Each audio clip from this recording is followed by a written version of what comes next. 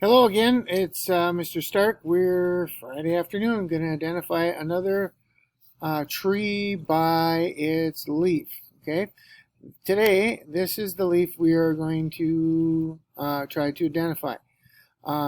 It's kind of odd shaped, it's heart shaped, it's got some teeth on it, it's got a nice little apex on it, nice stem. Again, this has got everything kind of radiates, all the veins radiate from one point here. So let's jump back to our identification website again. This is treeopland.org, and we're going to identify by a leaf. So first of all, we have four choices. Do we have single needles? Do we have scales? Do we have a broadleaf, or do we have leaves that are flattened? I would say that this is a broadleaf. So we're going to choose this one, which now gives us two other options. Do we have a compound leaf with leaflets, or do we have a single simple leaf? I would say we have a simple leaf. Are some of the leaves on the tree with unbalanced lobes? Is the leaf lobed and most of the balance is in left and right, or it's not lobed? Let's try this one, not lobed. Okay, leaves have smooth margins? No, because leaf with fine double teeth, that is teeth between the vein ends. Let's take a look. I think we can zoom in on this. Looks like there's teeth between the vein ends. So this would be double toothed. Back to here, we're going to find double teeth. Let's try that one.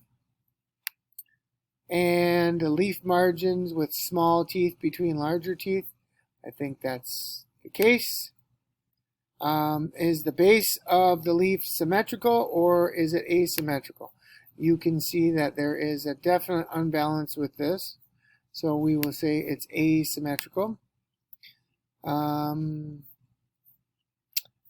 this slippery elm and American elm does not work. So, hey 7th graders, it's me, Mr. Stark. It's Friday afternoon, and we're going to make another recording about trying to identify, using the website, what tree is it, opland.org, to identify another leaf, this particular leaf right here. Okay? It's kind of heart shaped, kind of unbalanced. We have a shorter stem. We have the veins here near the base are longer than the ones up at the top. And we've got nice teeth on the edge of it and a nice big apex, pointed apex on this leaf here. So we're going to go back to the website and start there and try to identify it step by step. First step is to identify it by leaf. Does it have needles, single or bundles 2 to 5? Nope. Is it scale-like? Is it broad, flat leaves, or are the leaves flattened? I would say it's broad, flat leaves.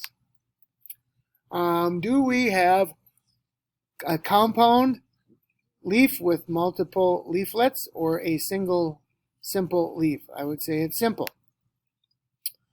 Are the leaves unbalanced? Are they balanced, or they're not lobed at all? And I would say they're not lobed. Do we have a smooth edge? No. Do we have fine double teeth or teeth between the veins? Do we have coarse teeth with a single tooth at the end? Or do we have leaf margins with rounded? Or are the leaves varied and sometimes confusing? I think we're going to go back to this one right here. So we have determined that the leaf has either fine or double teeth, and now we have two more choices. Does the leaf have margins with small teeth between larger teeth, or is the leaf margin with all the teeth about the same? To me, it looks like they're approximately all about the same. So we're going to choose this one.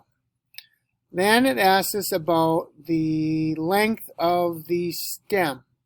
Is it a long stem or is it a shorter stem? I would say that this is a shorter stem. Then we have to look at the veins in there. Are the veins near the base longer than the ones near the tip, the apex, or are they all about the same? I would say the ones near the apex are shorter. So this is our choice. Is the leaf narrow, stem short, base of the leaf not symmetrical? Or is the base of the leaf not symmetrical and broad and the stem's a little bit longer? I think it's going to be a little bit longer, not real short like this. Okay, so now we have a choice like this. Is it 1.5 to 3 inches long, or is it 2.5 to 6 inches long? And I would say, I don't have a tape measure in there, but I would say it's this one right here, 2.5 to 6 inches long. That does come out to be a basswood.